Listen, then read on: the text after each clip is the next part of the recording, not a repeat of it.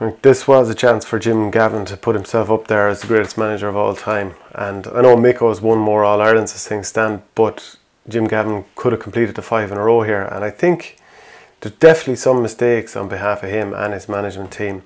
I think he could have made substitutes a bit earlier, up until Dean Rock hit one from play in the 73rd minute to equalise. No Dublin forward had scored from play at all in the second half.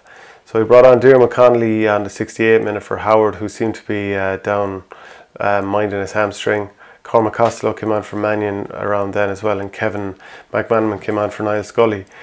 The forward line just wasn't on fire at that stage, so it was strange that he waited so long. And even though Diarmuid Connolly hit wide and got away with a foul on the sideline, he definitely brought a lot of energy into the team later on.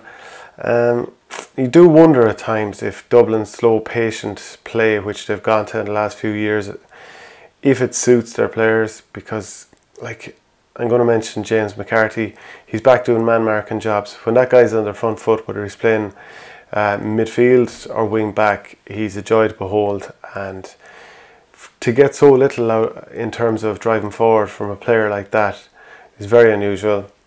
Kieran Kilkenny came through as one of these sort of generational type brilliant players. The way he's playing, just carrying the ball over and back around midfield, and obviously it's part of the game plan, and work the ball around until a gap appears, and he's a great playmaker to feed the right ball to the right man at the right time.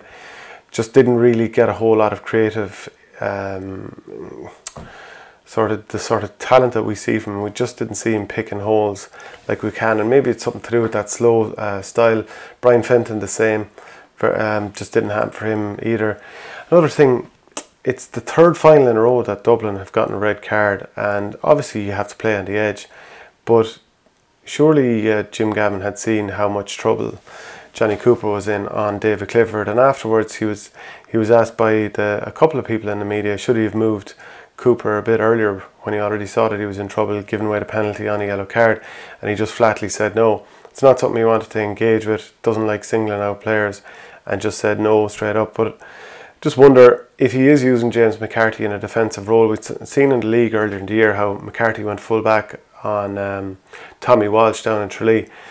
So and as he did later on in this game as well, he is willing to put McCarthy back there. Great athlete, good physicality no matter who he's up against. So maybe the idea could have been to put James McCarthy back full back because Clifford was causing such damage. Maybe Cooper would have worked nicely on Sean O'Shea out the field, but once he's on a yellow card you're going to be in trouble. But again, there has to be a couple of question marks over that. Philly McMahon as well and Keane O'Sullivan, they were on the bench also. Other options, when you're in a yellow card and you're the last man back, it's just going to be so tough. The team shot from, like, normally Dublin do all their shooting from inside the scoring zone, and we talked about that before, especially after the Cork game, how nearly all the shots were inside that area between like the width of the 14 and out past the D, that is the optimal scoring zone. But the amount of wild shots from Dublin today, and they didn't manage to get the message in from the sideline to stop shooting from those crazy areas. So that's something that it's very unlike Dublin, and I think it's something that Dublin will reflect on in the coming weeks. But I think as the manager on the sideline, that's probably something you want to remedy mid-game as well, because that's the biggest test. Can you influence the team while things are going on? And just that's probably it. Like, I mean, there's plenty in that, and you wonder if Jim Gavin could go back and do it all over again, would he have changed things?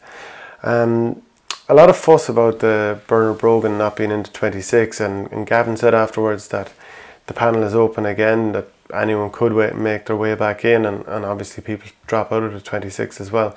Should people be making such a fuss over Bernard Brogan? He's been involved in so many of the other All-Irelands, of course. Did his cruciate last year, came back and featured against Roscommon in the Super 8s, but wasn't involved for the All-Ireland final win over Tyrone. I mean, players are always going to miss out, so just because someone has done a few before, I think Jim Gavin is very much of a what have you done for me lately and what can you do for me today. So yeah, it kind of threatened to be the biggest news story of the weekend when people were assuming that Dublin would walk this final. But yeah, just like, it's unfortunate. People are always going to miss out on these things, and maybe there shouldn't be such focus on it. But then again, maybe that's just life.